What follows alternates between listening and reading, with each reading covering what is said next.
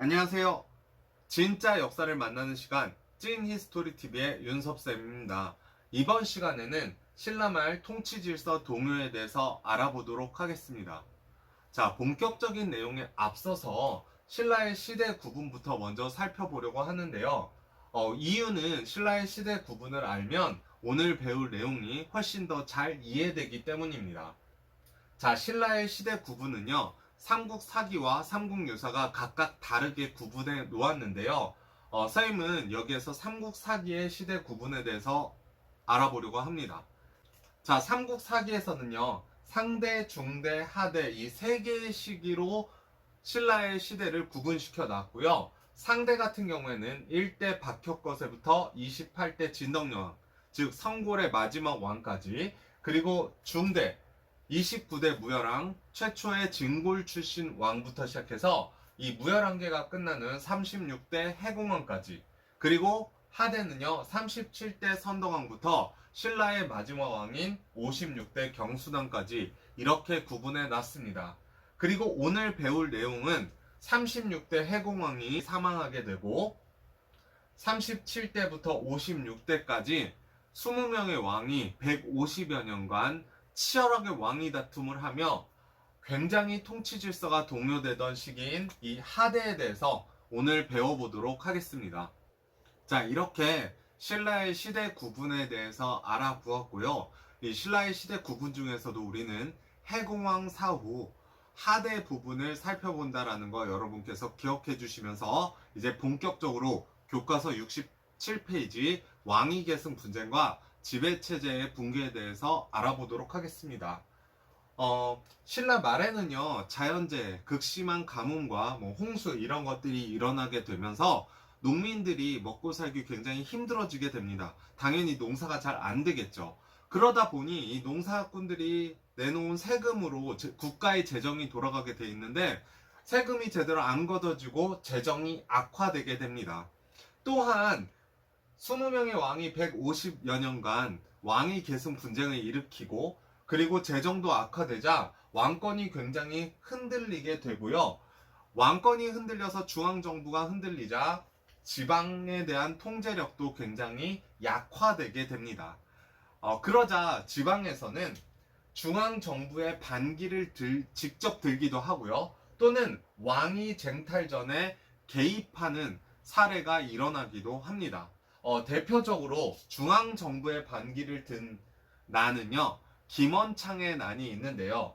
이 김원창은 자신의 아버지가 왕위를 계승받지 못하는 데 불만을 품고 나라를 만들었어요. 그리고 나라 이름을 국호를 장안이라고 하고 또한 연호를 경운이라고 했습니다.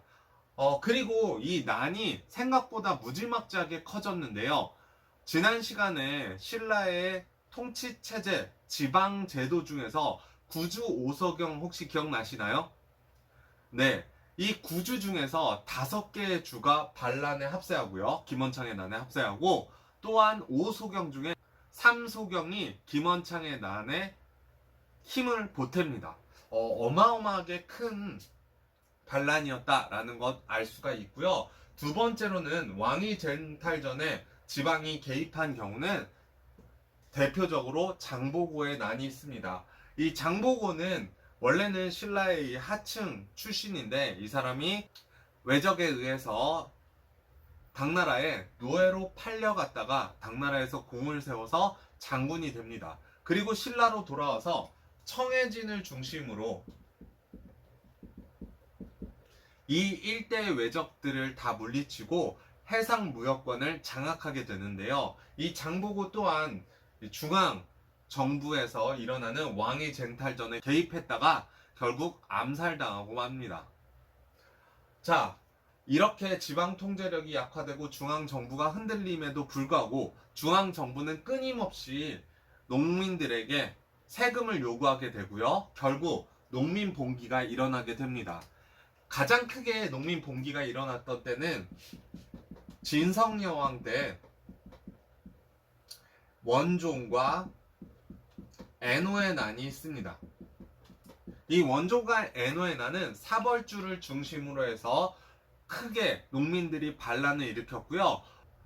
이 난을 기점으로 전국적으로 농민 봉기가 일어나게 됩니다.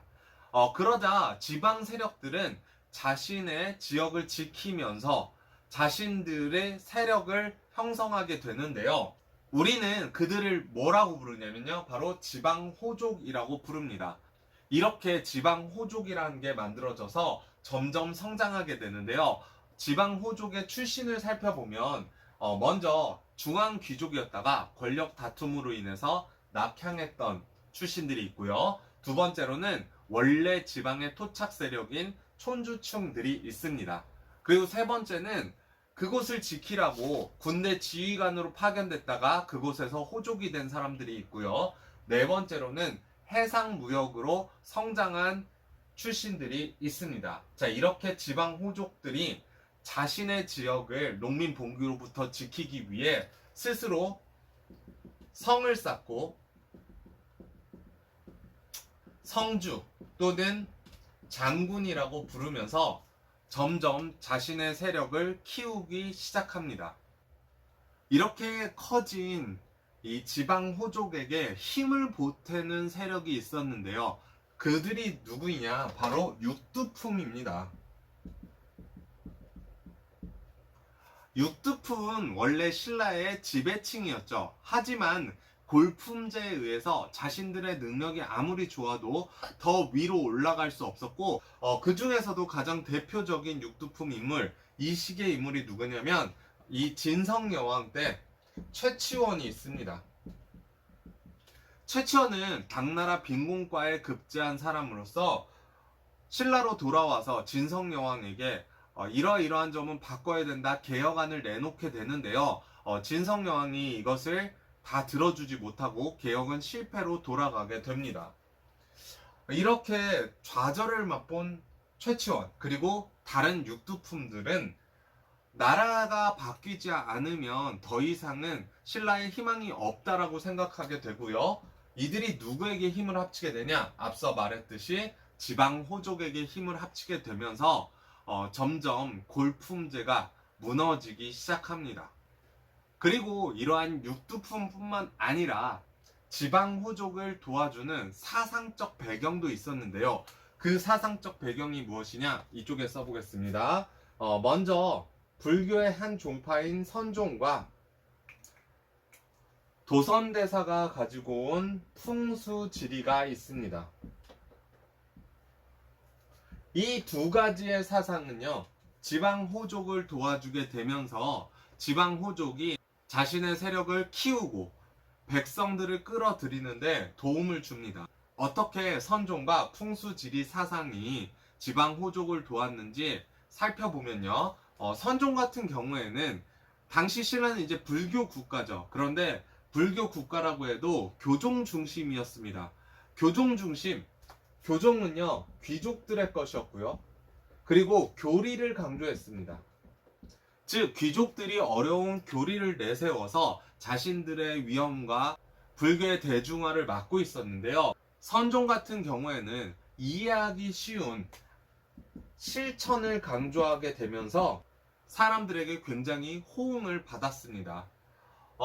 귀족 중심의 교종에서 벗어났다, 즉 중앙에서 벗어났다라는 이야기고요. 지방에서 세력을 쌓던 호족들에게는 더할 나위 없이 사상적 뒷받침을 만들어준 선종이었습니다. 그리고 또 하나 풍수지리 사상은요, 도선대사가 가지고 온 것인데 원래 신라 사람들은 경주 중심, 즉 수도 중심의 사고를 가지고 있었습니다.